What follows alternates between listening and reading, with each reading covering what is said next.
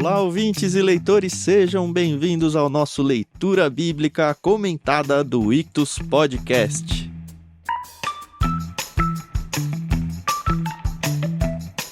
Sim, estamos de volta para ler e comentar junto com vocês o capítulo 19 do livro de Gênesis. Eu sou o Thiago André Monteiro, @vulgutan, e estou aqui com o Thiago Moreira e com a Carol Simão, meus companheiros de aventuras. Tudo bem? Oi pessoal, tudo bem? Aqui é a Carol Simão. Eu ia fazer uma brincadeira aqui, mas vai datar muito. Eu ia falar, filho, você hoje tá com 2 anos e você não tá deixando a mamãe dormir. Quando você ouvir esse áudio daqui a alguns anos, saiba que no capítulo 19 você não deixou a mamãe dormir. Então a Carol do dia 19 aí vai estar mal-humorada, é isso. E muito cansada. Meio sonolenta, né? É. Olá, meus queridos ouvintes, leitores das Escrituras. É bom estar com vocês novamente para comentarmos esse capítulo 19 das Escrituras. Meus filhos já estão um pouquinho maiores, então não estou tendo esse trabalho de não dormir. E graças a Deus estamos juntos aqui novamente para esse projeto que tem sido muito legal. Muito bom. Eu fui dormir tarde também, mas foi porque o Palmeiras ganhou de 5-0 na Libertadores. Faz tempo então, hein? Não, ano passado ganhou 2 vezes de 5-0, essa foi a terceira. Mas beleza. Vamos deixar as coisas do mundo pra trás, porque a gente já vai ver no episódio de hoje que as coisas do mundo tem que ficar pra trás. A gente decidiu quebrar esse episódio em 4 partes, tá? A gente vai primeiro do verso 1 ao 11, depois do 12 ao 22, depois do 23 ao 29 e aí do 30 até o final. Como vocês já sabem, a gente usa a NVT aqui nesse projeto, que foi graciosamente cedido os direitos aí pela Mundo Cristão, mas é claro que você pode acompanhar à vontade na tradução que mais lhe agrada. Se você tem interesse em adquirir uma NVT, considera com carinho comprar através do link que está aí na descrição desse programa, porque apesar de você não pagar mais caro, você ajuda a gente bastante aí com uma parte dessa comissão. Aliás, qualquer outra compra que você for fazer através da Amazon, sempre parte desse nosso link que você com certeza vai abençoar esse nosso projeto, tá bom?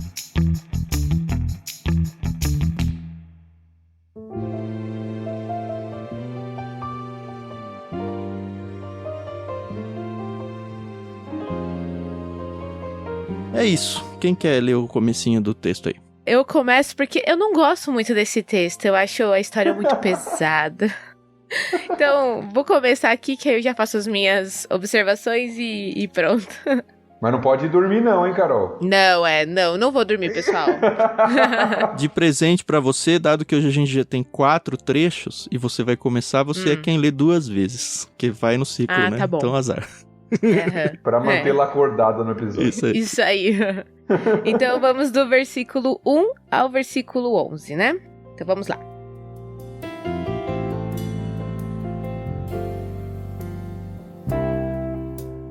Ao anoitecer, os 2 anjos chegaram à entrada da cidade de Sodoma.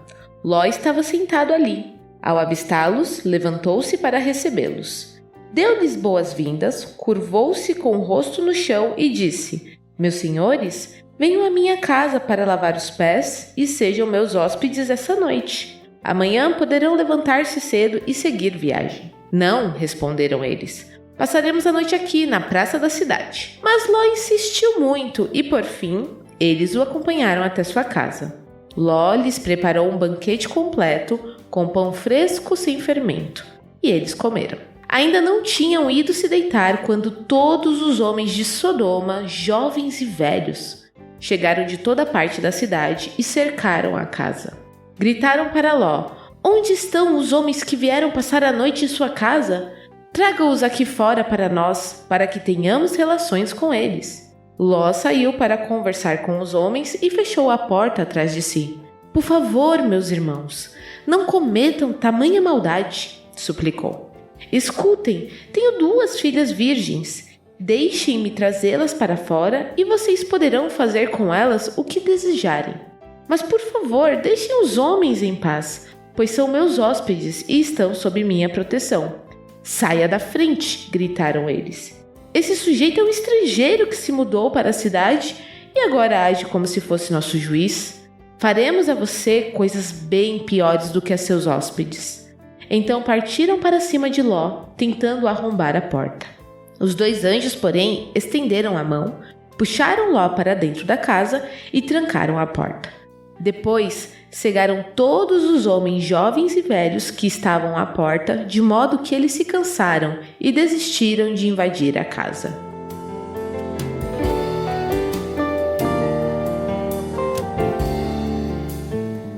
Eu tenho um comentário primeiro. Não sei se isso era de família, né? Mas a gente vê que assim como Abraão recebeu muito bem os hóspedes, Ló faz o mesmo, né? Na questão de dar abrigo, um banquete, uma boa refeição, né? Então, achei esse detalhe aí muito legal. Não sei se tem a ver por eles serem da mesma família ou se era da cultura deles. Pelo que eu pesquisei, era da cultura, mas eu acredito muito também a estrutura literária que o Moisés faz aqui, porque é impressionante o paralelo que a gente encontra entre o início do capítulo 18, que a gente leu no último episódio, e o capítulo 19 aqui, ó. A gente percebe aqui no 18 que o Senhor apareceu novamente a Abrão junto aos boxes que pertencia a Abrão, estava sentado à entrada de sua tenda. E aqui os anjos chegam e encontram o Ló sentado à entrada da cidade. A gente já deve falar um pouquinho do que significa isso, mas tem aí os 2 sentados e os 2 à entrada. Os 2, quando vêm, vão receber esses convidados, que são os mesmos, né? Os 2 oferecem para lavar os pés. Curvam-se com o rosto no chão. Os 2 colocam o rosto no chão, exatamente. E os 2 dão abrigo, dão alimento primeiro, né? Correm pra fazer uma refeição. Um banquete. Então, assim, é tudo igualzinho, assim. É o paralelo. E eu diria que esse paralelo vai além da questão literária. Eu acho que o que Moisés, o escritor, está querendo nos mostrar aqui é que é um paralelo de conduta, inclusive. Apesar da gente notar muitos erros em Ló, e a gente vai ver um pouco disso, mas ele é retratado como um justo. Não só aqui, né, como no Novo Testamento, a gente vai para um texto posteriormente aí que fala sobre isso, e parece que ele está tendo a conduta de um justo, de receber com hospitalidade, né, era esperado que uma pessoa justa, correta, fosse hospitaleiro naquele contexto do Oriente Médio, cuidasse bem do estrangeiro, a gente falou sobre isso no último episódio, a preocupação com o vulnerável, com o estrangeiro, né? E os outros querem abusar do estrangeiro. É uma perversidade, uma maldade. Em vez de cuidar, proteger, eles querem abusar do estrangeiro. Então o Ló ele faz aqui o paralelo com Abraão como um homem justo, fazendo o que deveria ser feito com aqueles visitantes que chegam, os 2 visitantes, né? Abraão recebeu 3, que a gente viu que um era o Senhor. Agora esses 2 visitantes que chegam e os homens da cidade fazem o oposto. Então acho que está fazendo um paralelo e um contraste. É um paralelo com Abraão e um contraste com os homens da cidade. Eu tenho aqui uma dúvida, eu não sei se eu tô correndo muito com ela, mas Ló, ele protege os visitantes porque ele sabe que eles são anjos ou porque, opa, pera lá, são meus hóspedes, independente deles serem mensageiros do Senhor? Eu chuto a opção 2, mas é chute. Eu também acho. Eu acho que é pela questão da hospitalidade. A gente tem eu não vou adiantar, a gente vai chegar lá, né? Tem algumas coisas que a gente vai comentar antes. Mas o conceito de hospitalidade aqui, no Antigo Oriente, é muito forte mesmo. E a gente lê algumas coisas aqui desse texto, não só desse texto, de outros na Escritura, que nos assustam para a nossa cultura. Mas o contexto do cuidado e da responsabilidade. Se você abriga alguém na sua casa, né, no Oriente Médio, na Antiguidade, você é responsável por ele. Responsável pela proteção dele. Então isso era algo muito forte. E aí a gente percebe aqui que o Ló tá na entrada da cidade. Sentar às portas da cidade, isso vai ficando cada vez mais claro no Antigo Testamento, né? E se a gente for para livros de referência e tal, eles vão explicar um pouco melhor isso. Mas normalmente era onde acontecia a parte judicial da cidade ali. E comercial. Comercial e judicial. Então o cartório era a porta da cidade, sabe? Se você ia fazer algum contrato comercial, alguma coisa, você buscava testemunhas ali perto, apertava a mão, no fio do bigode a mesma coisa. E é isso aí. O que vai pra mim explicar um pouquinho desse incômodo dos moradores lá de Sodoma que falam, esse cara tá querendo ser juiz aqui, acabou de chegar e quer sentar na janelinha. Já meio que dá indício de que tinha talvez até um certo incômodo do fato de Ló ficar sentado ali na entrada da cidade por parte dos moradores. É engraçado, esse texto ele traz alguns contrastes assim estranhos pra gente, né? Ló tá à entrada da cidade e, como o Thiago disse bem, era o lugar onde ficavam os sábios, os juízes, aqueles que avaliavam, né, as decisões e corroboravam, né, e faziam parte dessas transações ali na cidade. E só que em vez dele ser tratado como alguém, né, um ancião, alguém de respeito na cidade, ele é tratado pelos homens como, né, ele só sai da frente, sai daqui. Né? Você tem um contraste muito grande, né? Ele acha que é nosso juiz, é um estrangeiro, né, até tratando mal. Então é uma cidade que os valores estão totalmente distorcidos, né? Você vai perceber um pouquinho disso no texto, né? Uhum. E uma coisa que me chama atenção no texto também, por que os estrangeiros, pessoas que estavam viajando, eles entravam na cidade quando estava anoitecendo, que é o texto aqui, né? Ao anoitecer, chegam 2 pessoas para entrar na cidade. Por quê? Para buscar abrigo e proteção. Dentro da cidade você tinha proteção, fora da cidade você estava vulnerável. A ironia do texto é que aqui é o contrário. Dentro da cidade é que tá o perigo. E Ló sabia disso, né? Você percebe que ele tá mega desesperado quando eles falam, não, a gente vai passar aqui na praça mesmo. Só, não, de jeito nenhum. Aqui você venha na minha casa de manhã quando tiver luz, né? Me lembra minha infância, minha mãe, que quando vem a luz do dia, todas as trevas se dissipam e todos os perigos vão embora com ela, né? Mas aí o Ló insiste muito, e é interessante aqui que talvez passe despercebido, mas que o Ló convida eles para ir à sua casa. E aí a gente vai até ver na sequência do texto que as pessoas vão ficar procurando a porta da casa e não vão conseguir entrar e tal. Mas notem que o Ló vem de uma cultura que eles moravam em tendas lá com Abraão. Então aqui ele já, prosperou ainda mais a ponto de ter uma casa, um local físico. Se a gente for voltar na jornada do Ló, a gente vai ver que primeiro ele mora na região de Sodoma. Isso acho que tá lá no capítulo 13. Quando ele briga com o tio e fala, não, escolhe o lugar onde você vai e tal. 13, versículo 12. Isso. Vou pegar aqui, ó. Assim Abraão continuou na terra de Canaã e Ló mudou suas tendas para um lugar próximo de Sodoma e se estabeleceu entre as cidades da planície. E aí no 14, quando ele é capturado naquela guerra entre reis, depois que ele volta, eu tô no 14, 12... Também capturaram Ló, o sobrinho de Abraão, que morava em Sodoma, e tudo que ele possuía. Então aqui ele já está dentro de Sodoma. Se é que Sodoma não é uma região e tal, mas enfim. E aqui volta para Ló a história, a gente vê que ele tem uma casa física, com porta, janela, parede, coisa que se as pessoas estivessem tentando invadir uma tenda, acho que invadiriam com muita facilidade, né? Mas o fato é que o Ló aqui, ele tá bem alojado na cidade. Ele faz parte da cidade, ele já tá nas portas da cidade, ele já tá com um local físico. De alguma forma ele prosperou ainda mais. Lembra, ele foi morar lá porque ele era muito rico e o rebanho dele já não cabia junto com o rebanho do Abraão. E, enfim, ele entrou na cidade do mesmo jeito que eu entrei em São Paulo, sabe? Ai, meu Deus do céu. Não, e a gente tem que lembrar, é exatamente isso, ele está bem estabelecido já, né, na cidade, e a gente tem que lembrar que quando Ló se separa de Abrão ainda, né, ainda Abrão, já se passaram aí quantos anos? Né? Vários anos. Ló se separou de Abrão, Abrão não tinha nem Ismael ainda. Verdade. Então já se passaram alguns anos aí, quase 2 décadas talvez, em que Ló está lá nessa região. Então a gente vai lendo, parece que ele saiu ontem e já chegou agora em Sodoma. Não, ele teve tempo de se estabelecer, né, construir sua casa lá, fixar moradia. Então um bom tempo se passou. Tanto é que tem uma dúvida, por exemplo, se Ló conhece sua mulher em Sodoma ou se ele já tinha mulher antes, quando ele se aparta de Abrão. Não é mencionado ela, não é verdade? Não é mencionado, é a primeira vez que a gente vai descobrir que Ló tem mulher e filho. Verdade. E as filhas já estão em idade de casar, né? Exato. E aí, pra mim, como mãe, fica muito complicado entender a postura de Ló. Eu entendo que ele queria proteger os hóspedes dele. Por isso que eu fiquei com essa questão. Será que ele sabia que eram mensageiros do Senhor? Porque, poxa, são as filhas dele, né? E eu sei que eles dão muita importância a essa questão da virgindade de uma mulher, né? Que tem que entregar ela pura. E eu acho isso maravilhoso, acho isso muito louvável. E aí ele tem essa postura de, não, ó, em vez de você fazer mal pros meus hóspedes que eu conheci hoje, tá aqui minhas 2 filhas, entendeu? Isso pra mim é muito complicado de assimilar, sabe? Então, mas isso é por causa da nossa cultura.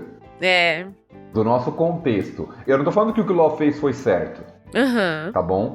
Mas no contexto da sua época, isso se torna compreensível. Por quê? Como a gente falou, o hóspede era alguém que deveria ser protegido.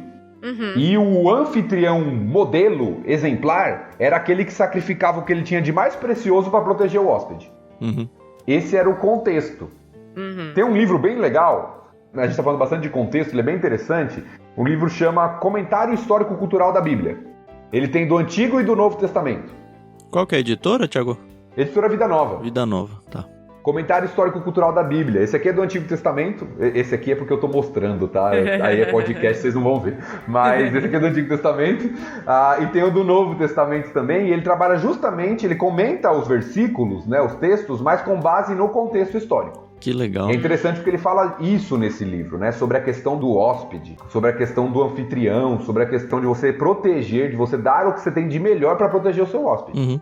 Né? Então isso era muito forte naquela época e não é parte do nosso contexto, né? Hoje em dia a gente vive numa cidade totalmente diferente com relação a isso, né? Hoje a gente jogaria os hóspedes pra fora, né? Aliás, talvez nem trouxesse pra dentro, porque talvez a gente estivesse trazendo perigo pra dentro da nossa casa, né? É verdade, temos medo até de às vezes atender a campainha hoje em dia, né? Então é outro contexto, outra realidade totalmente diferente. E é interessante que esse texto, ele é um texto que tem muitos paralelos num texto de Juízes. Ai, eu queria muito trazer esse texto aí, mas vai lá, velho.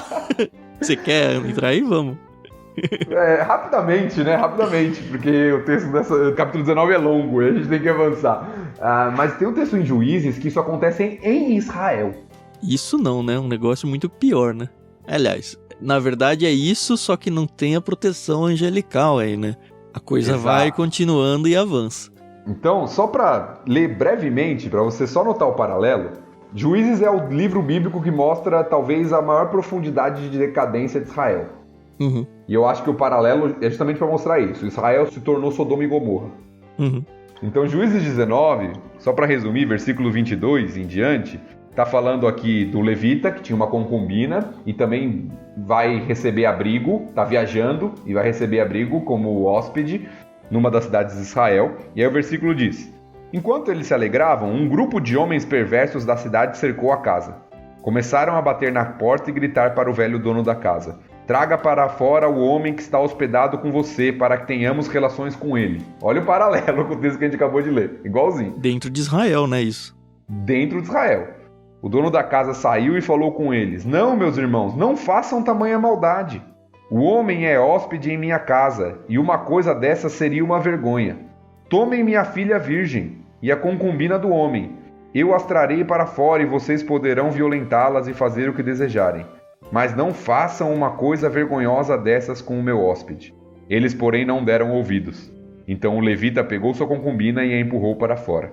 E aí o texto vai continuar. A grande diferença desse texto é que, de fato, a concubina é abusada e até a morte. Então o texto é ainda mais dramático para mostrar a decadência moral e espiritual de Israel na época do juiz. Pois é, uma coisa que me chama a atenção, e eu acho que na revista atualizada, por exemplo, fica ainda mais gritante esse contraste, quando os homens falam, né, tragam-nos aqui fora para que tenhamos relações com eles. Ló saiu para conversar com os homens e fechou a porta atrás de si. Eu tô na NVT. Por favor, meus irmãos, não cometam tamanha maldade, suplicou. Na atualizada, no 6 diz: saiu-lhes então Ló à porta, fechou após si e lhes disse: rogo-vos, meus irmãos, que não façais mal. E continua no mesmo parágrafo: tenho 2 filhas virgens, eu vou-las trarei, tratai-as como vos parecer. É meio que, não façam mal, façam isso. Mas, cara, isso não é nem mal, assim. Sabe? É muito louco isso. Essa degradação, né? E eu fico pensando se o nosso mundo não tá indo pra esse caminho também, viu? Eu acho que a gente não tá tão longe de Sodoma como a gente acha que tá, viu? Uma coisa que me chama a atenção, voltando um pouquinho, no versículo 4, o texto, ele dá uma generalização que, no meu entender, quer nos enfatizar algo, né? Porque no versículo 4 diz: ainda não tinham ido se deitar quando todos os homens de Sodoma, jovens e velhos, chegaram de toda parte da cidade e cercaram a casa. De toda parte ainda, né? Todas de novo. Parece que aqui tem uma resposta lá do capítulo 18 do nosso episódio anterior. Será que sim. há 10 justos na cidade? Pelo jeito não tem mesmo, né? Uhum. Toda a cidade tá cercando a casa e batendo lá e de forma bem aberta, né? Uma imoralidade de forma tão aberta, sem nenhuma vergonha, né? Tragam aqui esses homens que a gente quer ter relações com eles. E o termo ali é claro, de relações sexuais mesmo. Então, tragam eles aqui pra fora abertamente, sem nenhum constrangimento. Né? E o Thiago falou, né, da sociedade que a gente vive numa sociedade que muitas vezes não tem mais constrangimento também pra imoralidade. E assim, como são todos os homens, a gente pode entender que os genros, né, de Ló estavam nessa, né? Eu vou mais nesse todos pra uma hipérbole do texto. No sentido de que não é cada ser humano do sexo masculino da cidade. Mas ele fala, todos, homens e velhos, no sentido, quase todo mundo tá lá, sabe? Não tem um grupo que é restrito ou que é contra essa ideia. Eu parto mais pra esse lado aí. Entendi. Eu também acho. Também acho que é uma generalização, uma hipérbole, pra demonstrar uma realidade, de que a cidade estava contaminada. Eu acho que os genros não, por quê? Porque justamente Ló vai atrás deles. E é no mesmo instante, praticamente, de madrugada, né? Ló sai e vai até a casa deles. Então, provavelmente, eles não estavam lá. Mas o restante da cidade, em geral, estava. Triste. E aí, então, tem o grande castigo dos homens aí, né? Uma coisa mais louca ainda é que no 10, os anjos, porém, estenderam a mão, puxaram Ló pra dentro, trancaram. E aí vem um sinal milagroso aí, cegaram todos os homens, jovens e velhos que estavam à porta. E aí, de novo, não sei se a NVT foi tão feliz aqui, de modo que se cansaram e desistiram de invadir a casa. Nas outras versões mais clássicas, dá a entender que mesmo cegos, eles ainda estavam tentando invadir a casa.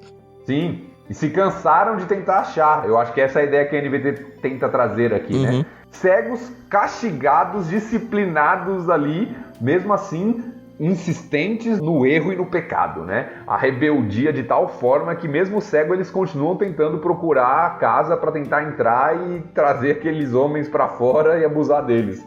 Meu Deus. O retrato é trágico, né? O retrato é terrível a respeito da maldade da cidade. Eu acho que responde, né, o que a gente falou do capítulo 18. O juízo de Deus é correto sobre a cidade. Talvez você não tenha feito a analogia, não é analogia, né? O link óbvio, que na língua portuguesa nós temos a palavra sodomita, né? Sim. Que veio daqui, tá bom? É uma coisa que provavelmente você já sacou, mas de repente você tá caindo a ficha só agora. E também lembrando que a cidade, que alguns pegam esse texto e às vezes para condenar questões de práticas homossexuais, eles falam, Sodoma e Gomorra foram destruídas por causa do homossexualismo. Não é só por causa disso. É pela corrupção geral, né?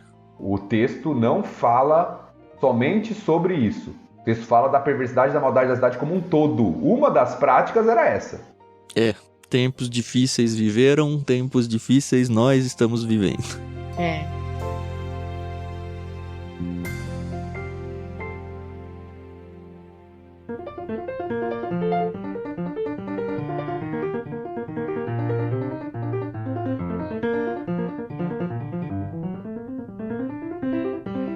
Beleza, acho que dá pra seguir, né? Sim. Do 12 ao 22. Eu vou aqui.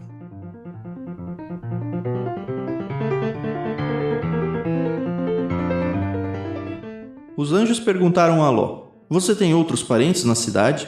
Tire-os todos daqui, genros, filhos, filhas ou qualquer outro parente, pois estamos prestes a destruir toda a cidade. O clamor contra ela é tão grande que chegou ao Senhor, e ele nos enviou para destruí-la.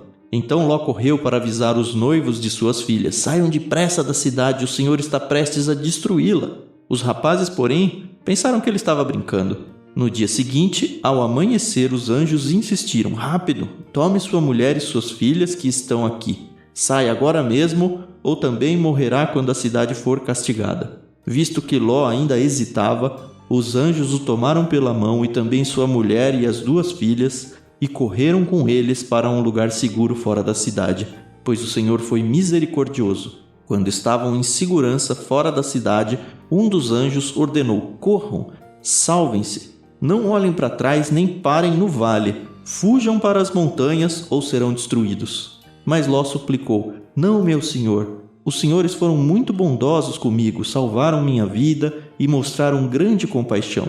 Não posso, contudo, ir para as montanhas, a calamidade também me alcançaria ali, e bem depressa eu morreria. Vejam, aqui perto há um vilarejo. É um lugar bem pequeno, por favor, deixem-me ir para lá e minha vida será salva. Está bem, disse o anjo, atenderei a seu pedido, não destruirei o vilarejo, mas vá logo. Fuja para ele, pois não posso fazer nada enquanto você não chegar lá. Isso explica por que a vila era conhecida como Zoar.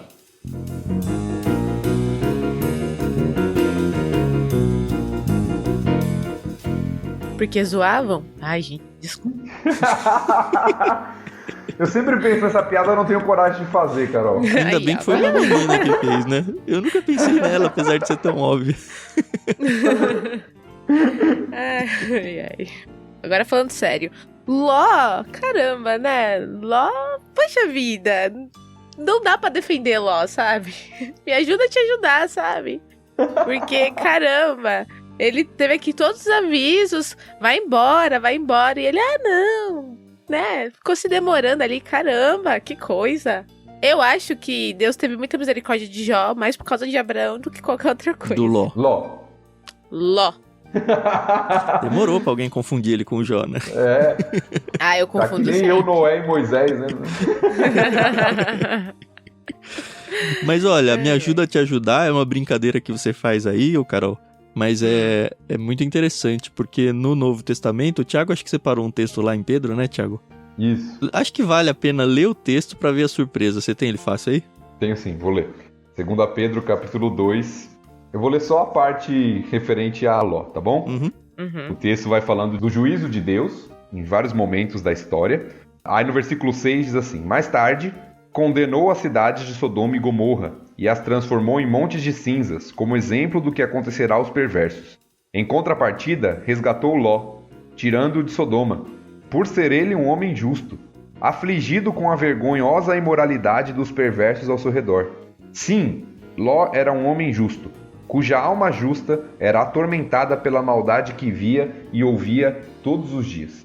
Eu tava conversando antes aqui da gravação com o Tiago e é surpreendente pra mim, de verdade, assim, porque no Antigo Testamento a gente não tem muita coisa além do que a gente tá lendo aqui sobre Ló. E esse incômodo que a gente tem com Ló, e que ficou muito claro aí com a fala da Carol, é compartilhado acho que com qualquer um que lê, né? Você fala, cara, Ló, tá louco?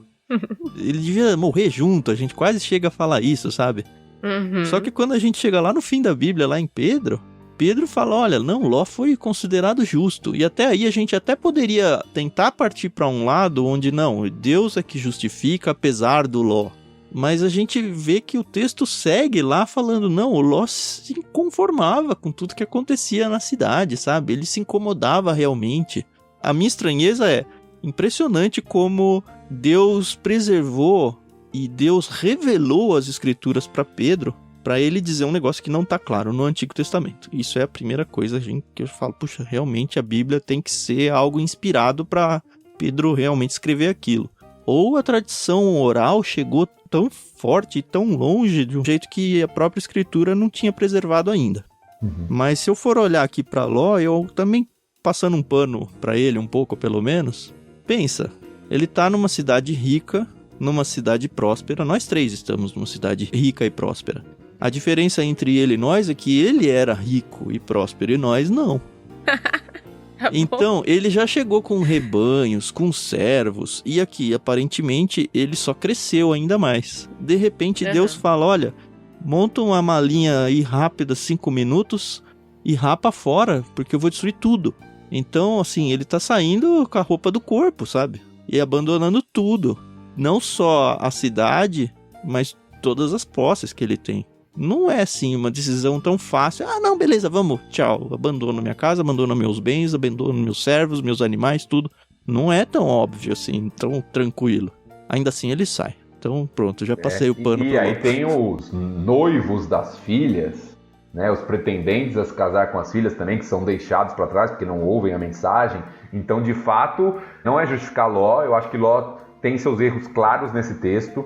Eu acho que, inclusive, o texto começa com uma semelhança entre Ló e Abraão, da questão da hospitalidade, mas aqui ele mostra uma diferença. Uhum. No capítulo 18 a gente viu que Abraão estava correndo, lembra? Sim. Correu. Aqui Ló tá devagar, né?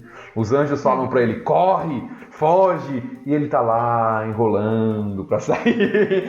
Ele tá na marcha lenta, né? Ele Pega tá até eles pela mão, vamos, vai, né? Exato. Empurrando, né? Tem que pegar pela mão e tirar da cidade, né? A NVT traduz aqui como correram com eles. Algumas versões mais antigas trazem o tiraram da cidade, talvez até de forma sobrenatural.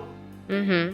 Já que você não vai, deixa que eu vou pegar você e vou colocar você aqui. E aí o texto destaca justamente isso, né? A misericórdia de Deus. Uhum. A misericórdia de Deus sobre Ló. É lógico, o texto do Antigo Testamento, Tiago disse bem, ele nos retrata Ló como um justo. Né? Capítulo 18 fala, Deus não puniria o justo com o injusto. Os anjos são enviados para lá para anunciar o juízo, mas para tirar Ló, alguém justo daquela cidade que seria destruída. Uhum. Mas essa inconformidade com o pecado ao seu redor, lembra que ele já está lá pelo menos 1,5 décadas e 2 décadas na cidade, o texto não retrata. Só Pedro lá no Novo Testamento vai nos retratar esse inconformismo com a imoralidade da cidade. Parece que Ló e sua família, principalmente, né, a gente vai ver sua mulher, suas filhas, se apegaram de tal forma àquela cidade e o jeito de viver deles que isso contaminou-os de alguma forma. Uhum. Tanto que a própria NVT, ela traz aqui nas notas dela essa questão de Ló até ser considerado um hipócrita, né? Aqui fala, as palavras de advertência de Ló não foram levadas a sério por causa da sua hipocrisia. Parece que não havia nem mesmo 10 justos na cidade. Por essa questão, né, que não retrata aqui nesse texto desse incômodo dele, né? Então, acho que é por isso ele não conseguiu, não vou nem falar levar mais pessoas, mas ele não conseguiu influenciar, né, mais pessoas. Não, mas não deu nem muito tempo de influenciar. Pensa, ele tava anoitecendo, ele tava na porta da cidade, e aqui tá amanhecendo e ele tá indo embora. Sei lá, 6 da tarde, ele nem sabia que ele ia deixar a cidade ainda, sabe? Agora o sol tá nascendo e já era. O que eu quis dizer aqui é que se ele vivesse uma vida... eu nem sei explicar, mas eu acho que se ele fosse um homem influente, o pessoal teria ouvido ele, entendeu? De não atacar, né? O pessoal a gente já viu que não curtia muito ele não, né? Então... Eu não sei, né? Eu não sei porque a gente já passou pelo texto de Noé, que era pregador da justiça, e as pessoas também não ouviram. Mas se a gente for pensar e adicionar o texto lá de Pedro, que fala que ele se inconformava com a cidade, ele era contrário, a reação da cidade em relação a ele é natural essa. Que é como nós hoje, que condenamos o pecado das pessoas e a gente fala contra isso e contra aquilo. As pessoas que querem ficar afundadas nos seus pecados, elas acham a gente um grande chato, sabe?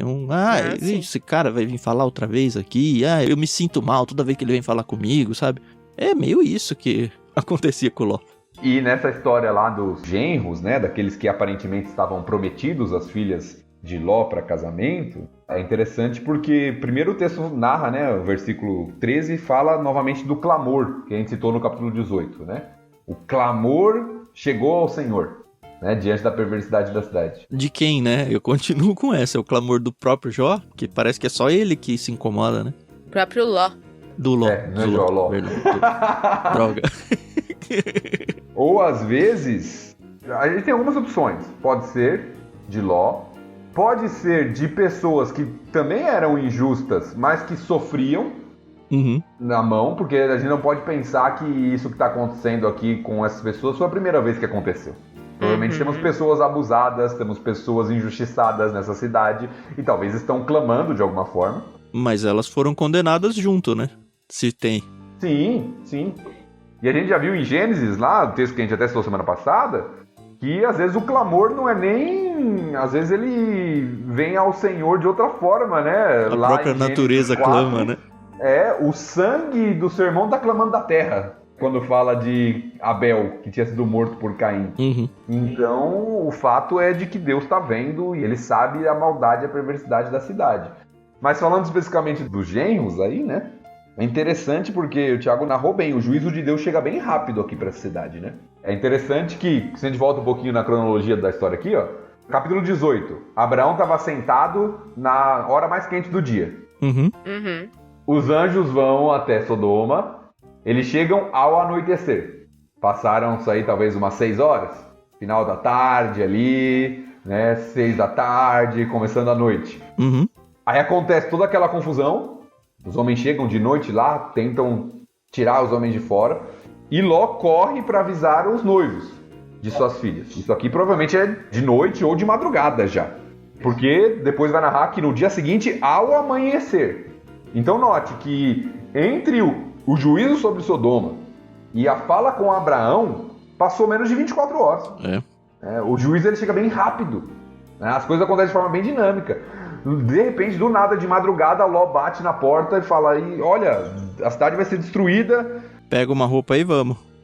Pessoal, acho que ele tá brincando. Não sei se Ló era piadista, né? Mas o pessoal acha que ele tá brincando. Por quê? Poxa, viveu 20 anos aqui com a gente. Isso aqui já acontece faz tempo. Do nada, de madrugada, você vem bater na minha casa e falar que a cidade vai ser destruída? E olha, isso fica com um alerta muito grande pra gente. Que a gente pensa que, beleza, aconteceu. Nossa, imagina passar por essa situação. Eu queria visitar o livro de Lucas com vocês. Que é quando o próprio Jesus, ele tá falando sobre o fim do mundo, né? E a gente gosta de falar sobre o fim do mundo, né? Eu vou até voltar um trechinho para pegar um pouco o contexto, tá? Eu tô em Lucas 17, eu vou ler a partir do verso 22. Então ele disse a seus discípulos, ele é Jesus, tá bom? Aproximam-se os dias em que desejarão ver o tempo do Filho do Homem, mas não o verão.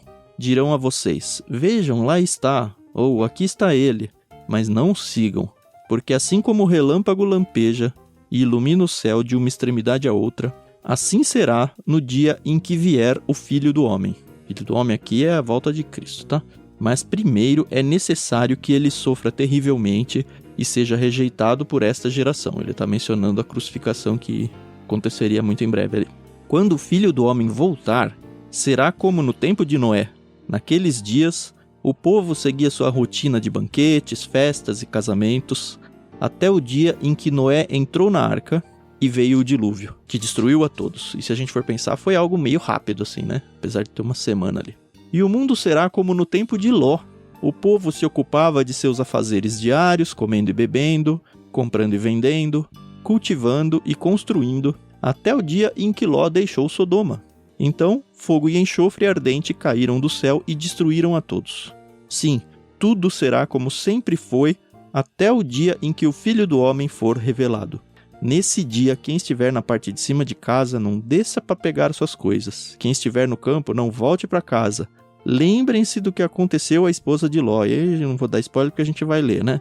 Não, mas leia até o final. Leia até o 32. Quem se apegar à própria vida, a perderá. Quem abrir mão de sua vida, a salvará. Naquela noite, 2 pessoas estarão dormindo na mesma cama. Uma será levada e a outra deixada. 2 mulheres estarão moendo cereal no moinho, uma será levada e a outra deixada. 2 homens estarão trabalhando juntos num campo, um será levado e o outro deixado. Senhor, onde isso acontecerá? Perguntaram os discípulos. Jesus respondeu, onde estiver o cadáver, ali se ajuntarão os abutres. Isso para mim, assim, é um negócio que, da mesma forma que não cabe na cabeça viver os tempos de Ló, me impressiona saber que vai acontecer de novo. E com a mesma intensidade e com a mesma urgência, assim, com a mesma... Cara, tô jogando um jogo de tabuleiro aqui com meu filho e de repente, acabou, Cristo voltou e já era. Tempo de juízo. Acabou o tempo de misericórdia. Vai acontecer de novo. Sim, isso nos alerta a respeito da nossa falta de senso de urgência. Uhum. Eu lembro quando eu era mais novo na igreja, se falava e se cantava muito a respeito da volta de Cristo, Maranata e uma série de coisas. E hoje em dia parece que a gente está tão acostumado que a gente esquece muitas vezes de falar dessas coisas, né? A gente esquece que a qualquer momento o juízo de Deus pode vir para aqueles que ainda não o conhecem. Então, o alerta aqui do nosso senso de urgência, até de pregação do Evangelho, de não se acostumar com a realidade que a gente vive. Uhum. Tem algumas questõezinhas aqui ainda para a gente avançar. O versículo 15 é a primeira vez que a gente sabe que Ló tem mulher. É mesmo, né? Até aqui a gente sabe que ele tem filhas, já foi falado, né? Mas é a primeira vez que é mencionada a mulher de Ló. Tome sua mulher e suas 2 filhas que estão aqui. Eu acho que isso é até intencional. O fato de esconder a coisa? A gente não sabe nem o nome dela, né? O texto não narra nem o nome dela. Eu acho que isso é intencional para mostrar que aquela mulher era uma mulher que não considerava o Senhor e que se tornou alguém totalmente direcionada pela conduta, desejos da cidade de Sodoma e Gomorra. Eu acho que o texto até esconde, literariamente, propositadamente, a mulher para mostrar que ela era ímpia. Que ela não contava entre os justos que tinha na cidade. A própria mulher de Ló não estava entre os justos. E eu nem sei se as filhas de Ló estavam, viu? Apesar delas terem sido salvas. Mas o texto mostra pela primeira vez a mulher de Ló. Mostra a misericórdia, né? O anjo tendo que pegar pela mão, a gente falou. Mostra Ló um pouco abusado, né? Os anjos viram pra ele e falam: fuja, corre daqui, vai pras montanhas ou você vai ser destruído. Ele fala: não, meu senhor. Ele tenta barganhar. É interessante que o Abraão tinha barganhado com o Senhor no capítulo anterior, né? Mas a gente vê o tato que Abraão tem nessa barganha, coisa que não é muito aqui no Ló, não, né? Inclusive, é interessante porque o texto dá a entender que essa região que ele ia, que ele pretende ir, né? Que Zoar aqui, que significa pequeno, né? Cidade pequena. Lugarejo, né? Provavelmente ele estava na conta para ser destruído também. E dá a entender que os anjos falam: não, tudo bem, vai para lá que eu preservo esse pedacinho aqui para você. E aí, neste caso, o justo Ló preserva uma cidade menor do juízo. Parece que é Deus falando, tá vendo? Eu não vou destruir o justo com o ímpio. O justo vai para cá e eu vou preservar aquele local pequenininho ainda. E acaba que algumas pessoas são salvas por causa dessa decisão do Ló aí, né? E é interessante notar que esses anjos, eles têm uma certa autonomia para decidir: não, tudo bem, a ordem era destruir tudo, mas assim, não é que eles desobedeceram a Deus de não destruir aquele pedacinho, né? Eles tinham autoridade para fazer isso, é muito louco isso. Sim. E interessante, né, que o texto fala: fuja para lá, no finalzinho, versículo 21, porque eu não posso fazer nada enquanto você não chegar lá. Então parece que existia uma clara ordem de Deus ali, que o juízo envolvia a proteção de Ló. E o texto até narra isso, a gente vai chegar, inclusive por causa de Abraão. E aí você que usa esse provérbio: fujam para as montanhas, saibam que veio da Bíblia, tá bom? É verdade.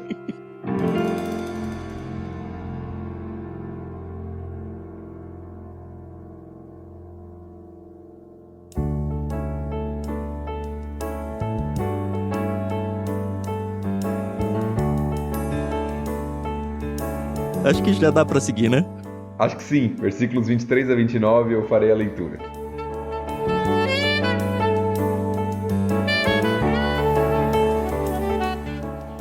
Ló chegou a Zoar quando o sol aparecia no horizonte.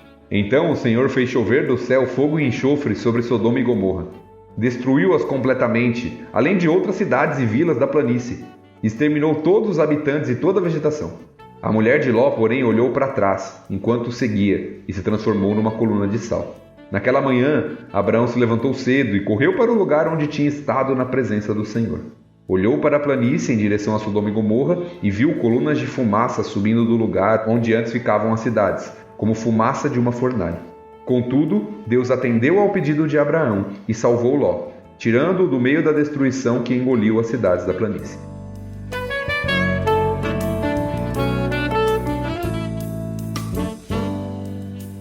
Interessante aqui que eu vejo nessa passagem, primeira coisa que eu queria comentar, são os diversos paralelos de Ló com Noé e o dilúvio.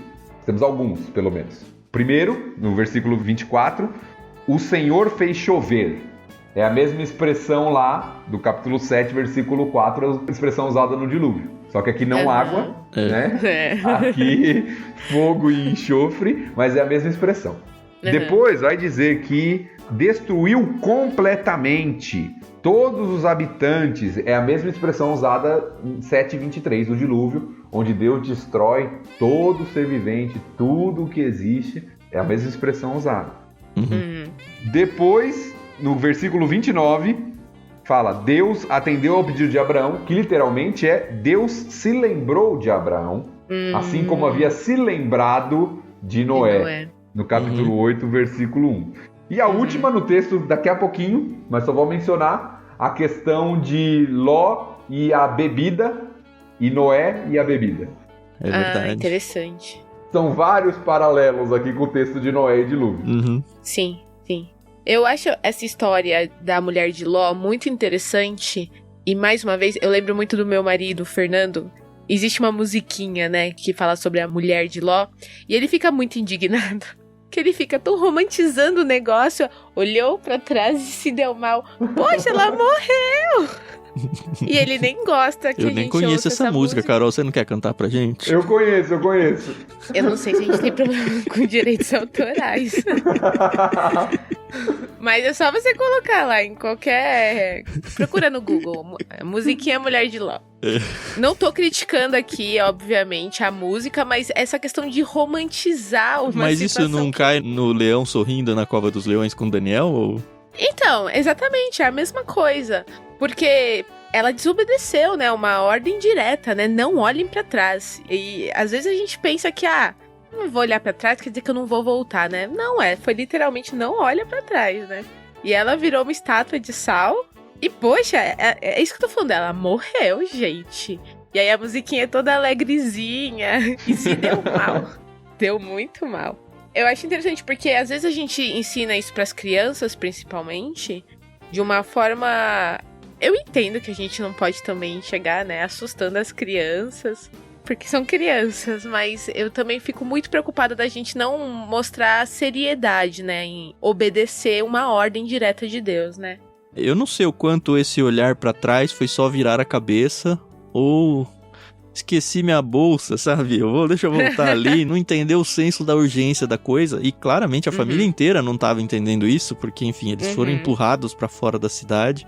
Talvez ela tivesse se lembrado de alguém e sei lá. Mas me dá a entender, o olhar pra trás é meio que me arrependi de sair. Sim. Eu acho que esse olhar pra trás revela o apego e o amor pelo que ela tinha e por aquela cidade. Eu acho que essa é a questão. Não é simplesmente curiosidade. Deixa eu olhar pra ver o que tá acontecendo.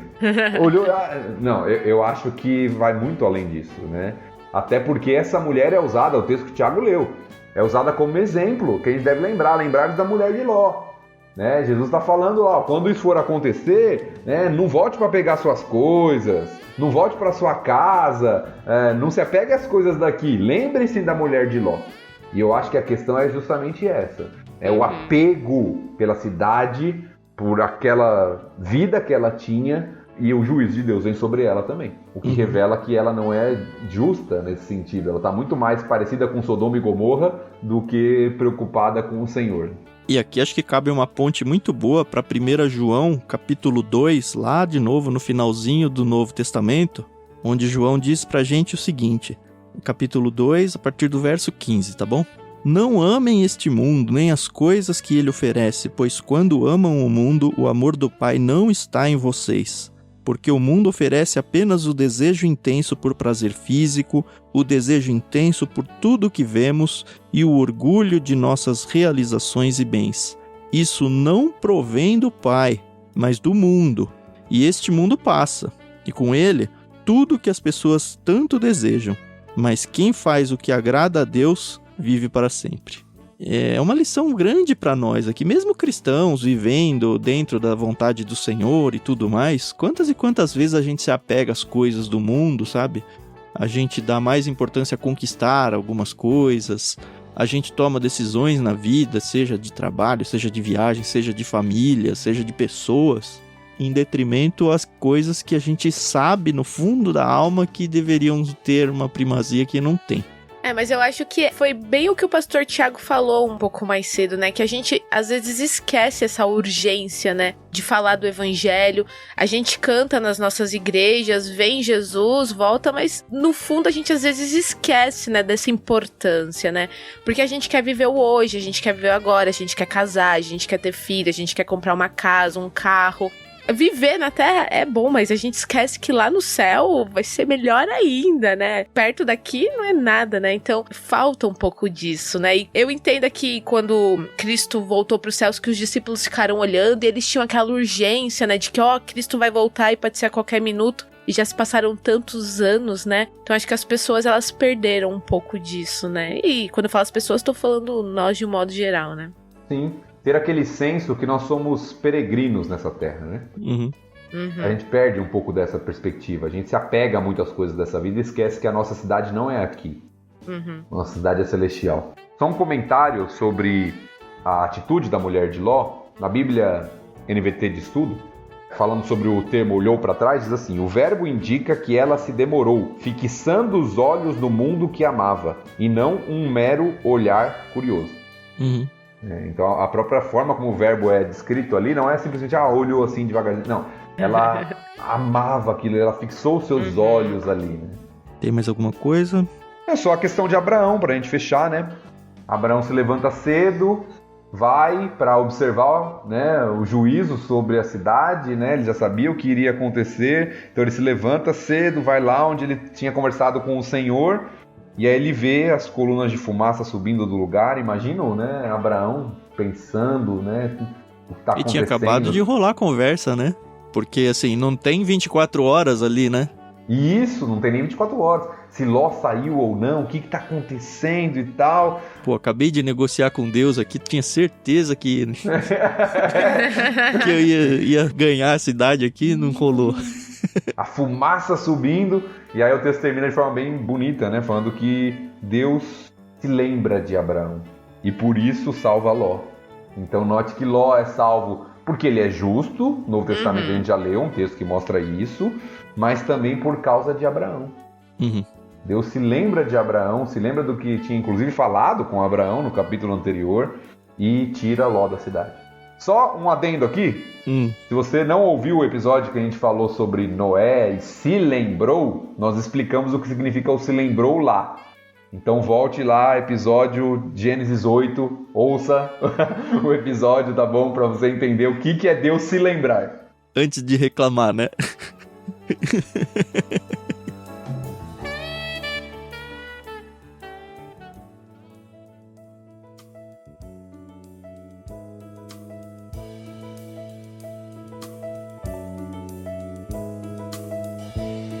Vai lá, Carol. Ai, vamos terminar esse capítulo com essa parte. Essa parte é boa, Carol. Pois Boas é. notícias. Tá bom, vamos lá.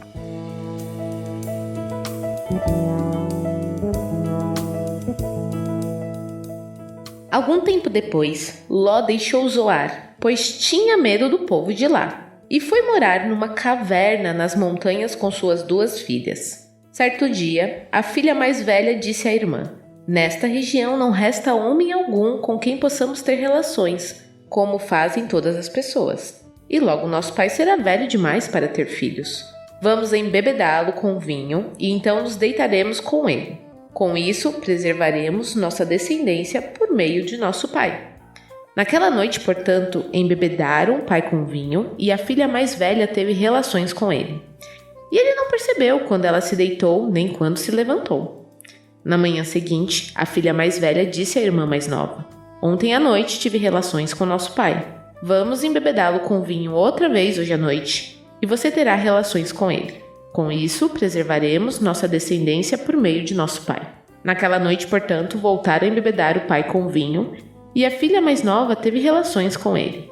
Mais uma vez, ele não percebeu quando ela se deitou nem quando se levantou. Como resultado, as 2 filhas de Ló engravidaram do próprio pai. Quando a filha mais velha deu à luz um menino, chamou-o de Moabe. Ele se tornou o antepassado do povo conhecido até hoje como Moabitas. Quando a filha mais nova deu à luz um menino, chamou-o de Benjame.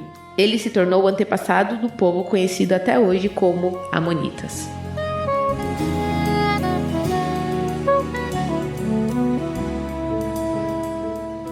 Esse texto pra mim é muito triste. É muito Como triste. 2 crianças nascendo, Carol. Olha a cara da Carol. Vocês do podcast não podem ver a cara da Carol. Me surpreende 2 coisas, né? A primeira é que o Ló tinha negociado pra ficar em Zoar. Imagina que eu vou pras montanhas. Pois é. E aí dá um tempo, ele tá com medo do povo de Zoar, que inclusive foi salvo por causa da atitude de Ló de ir pra lá, né? Então não tem nenhum reconhecimento quanto a isso. Talvez eles entendessem que o próprio juízo de Sodoma veio por causa do Ló e estavam com medo de um novo juízo, não sei, o texto não diz. Mas o fato é que ele vai pras montanhas, né? De novo, que era pra onde ele tinha que ter ido desde o início. É interessante aqui duas coisas, né? Primeiro, Ló tá com medo do povo lá da cidade de Zoar. Aham. Será que é por causa do que acabou de acontecer em Sodoma e Gomorra? Será que Ló tá com medo que a história se repita? Porque Zoar aparentemente ia ser destruída. É bem provável que os moradores de lá fossem perversos também. Então, talvez Ló estava com medo porque, poxa, a mesma coisa vai acontecer. É melhor eu ir para as montanhas mesmo. Uhum. E aqui a gente vê a degradação de Ló, né? E as consequências das escolhas de Ló, né? Nós falamos lá no capítulo 13, Ló, ele escolhe a cidade de Sodoma e Gomorra, o orgulho, o egoísmo dele ao escolher o que ele achava melhor, ao não contemplar a questão moral e espiritual da cidade para onde ele estava indo e tal. E Ló vai para a planície, vai para o lugar belo, vai para o lugar onde ele tem rebanhos, onde ele tem um monte de coisa, e no final dessa história ele termina morando numa caverna. É. Você vê a consequência, a tristeza, né? Parece que Ló perdeu tudo em Sodoma e Gomorra, na destruição, deixou tudo para trás, e agora nem em cidade ele mora, ele se tornou um homem das cavernas. E quanto desse juízo na vida dele, apesar dele preservar sua vida aí, não é resultado das escolhas dele, né? De tudo que ele fez. Não é juízo de Deus mesmo pra vida dele também. Uhum.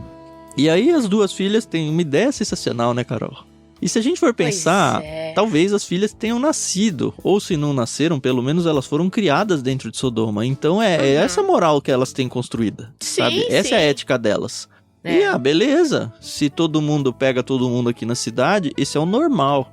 E se esse é o normal e não tem como a gente procriar aqui, esse é o homem que tá perto de nós, vamos lá. É o caráter totalmente moldado pela cidade que elas viviam. Uhum.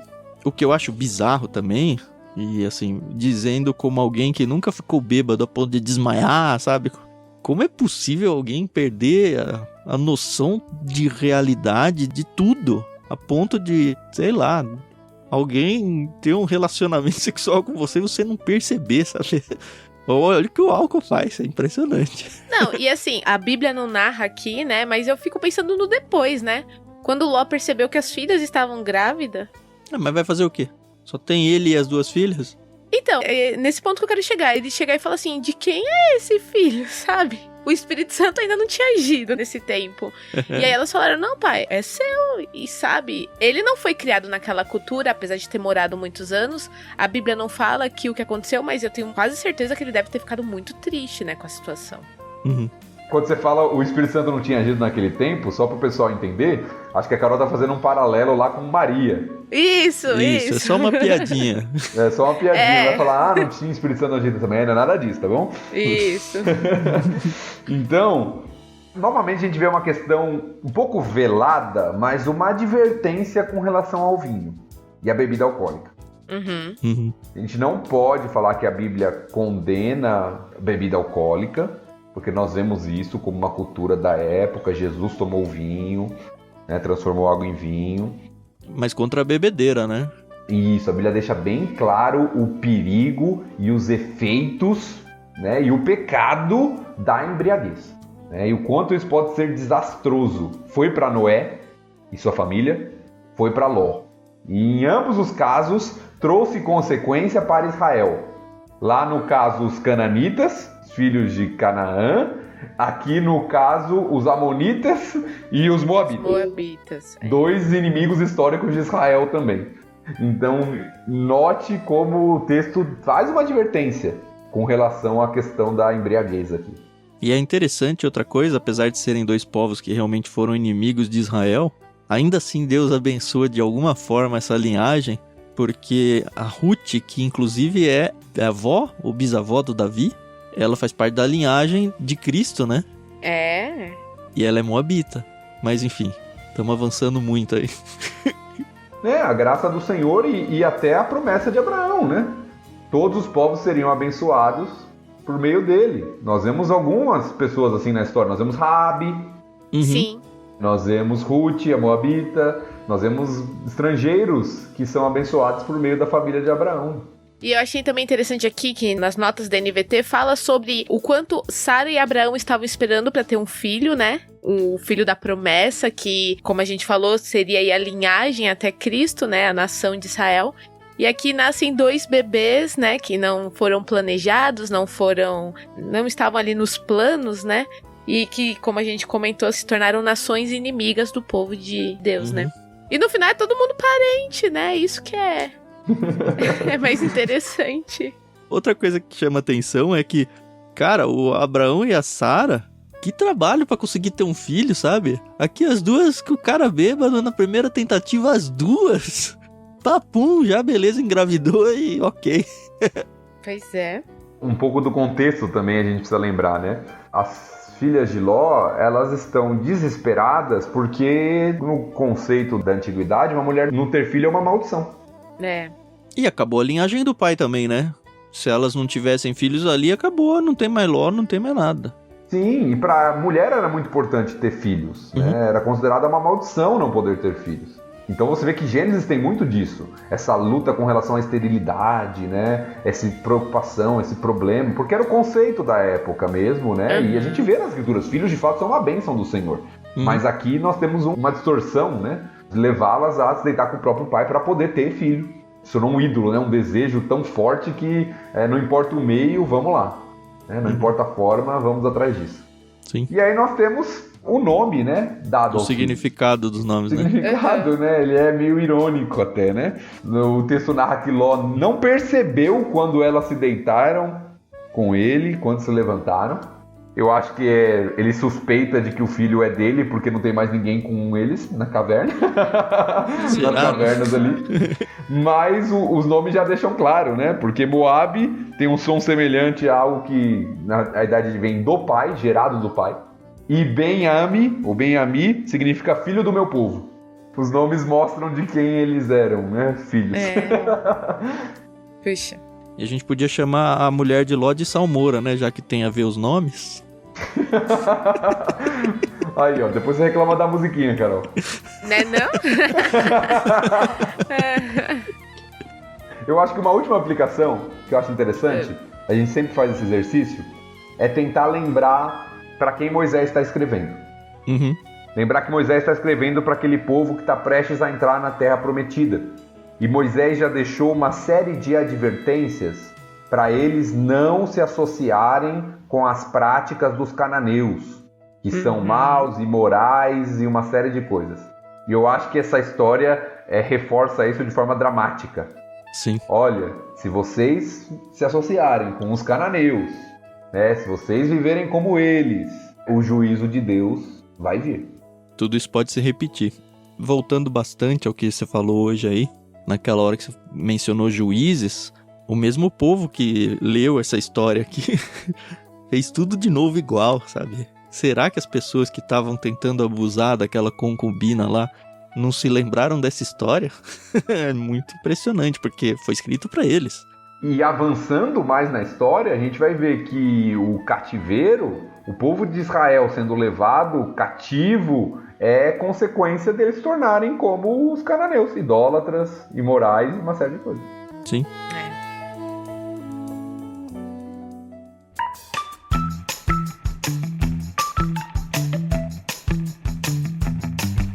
É isso, eu achei que a gente ia terminar o episódio num bom humor, assim, mas acabou nesse climão pesado, assim, mas é bom, a gente precisa de climão pesado de vez em quando pra fazer uma análise da vida, né? Sim. Porque, assim, da mesma forma que serviu de advertência pra eles, serve de advertência pra nós hoje. E o mundo tá, já falei, vou repetir, o mundo tá ficando cada vez mais perverso, cada vez mais contra as vontades do Senhor aí. Jaz no maligno, né? Então. Se eu for comparar o que era o mundo na minha infância na década de 80 com o que a gente tem vivido hoje em dia, é assustador, assim, assustador mesmo. E a gente tem filhos pequenos, como vai ser quando for a vez deles, sabe? De ser adultos e impactar a sociedade e tudo, como vai estar o mundo? A velocidade em que as coisas no mundo progridem, no caso regridem, né, moralmente, está cada vez maior a velocidade. Por conta do mundo estar mais evoluído tecnologicamente e tudo, as coisas têm acontecido muito mais rápido. Tanto as coisas boas, tecnologicamente falando, quanto as coisas ruins, moralmente falando. Eu acho que Cristo não vai demorar muito, mano. Amém. É isso.